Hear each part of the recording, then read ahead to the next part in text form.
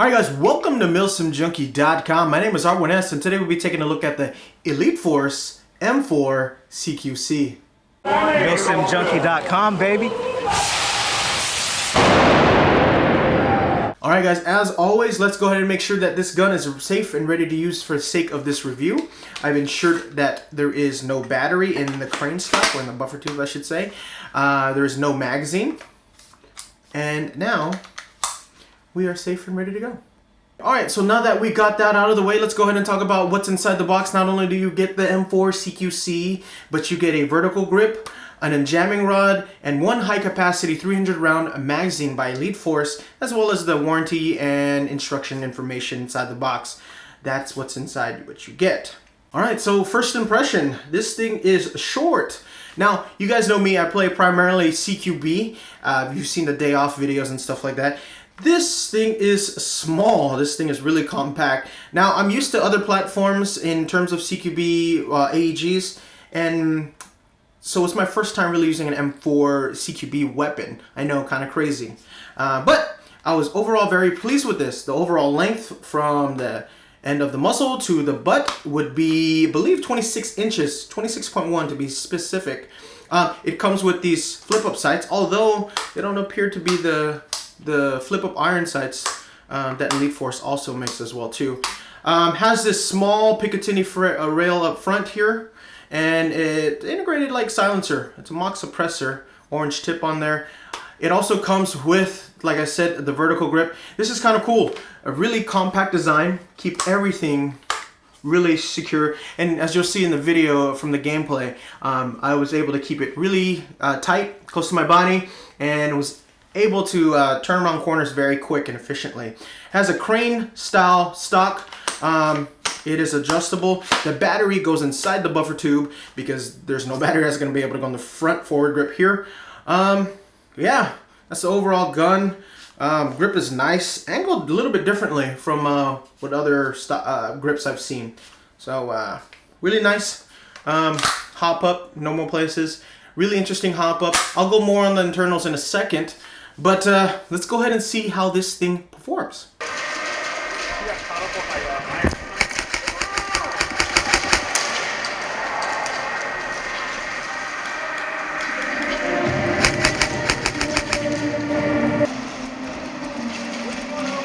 Alleyway.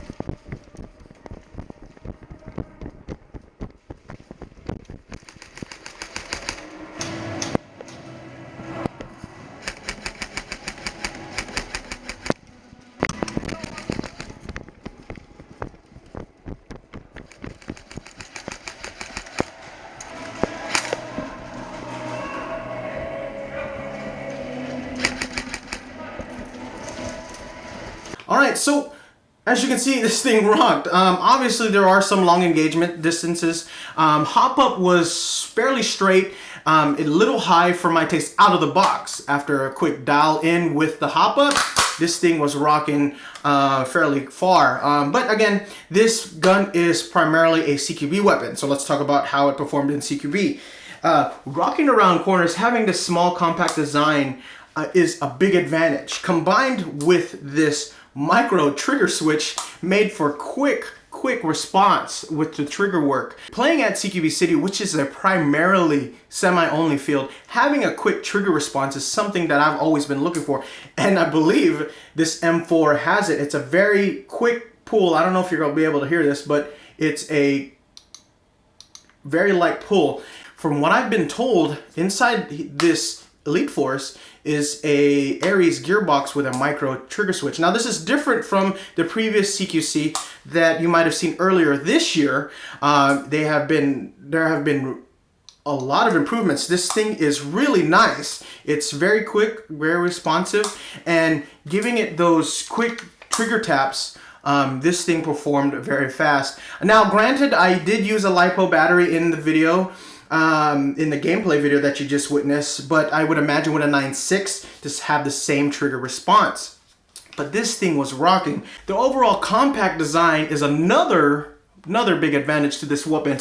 26 inches, very tight, very small, making for room entry, plying around corners in a CQB environment a big advantage, but it is also still in a familiar package. So switching sides and then going, back to strong side, it was a very, very nice and tight weapon. Having this vertical grip also included in the package is great, but if you wanted to add your own accessories, an AFG for example, you have rail space top, sides, bottom.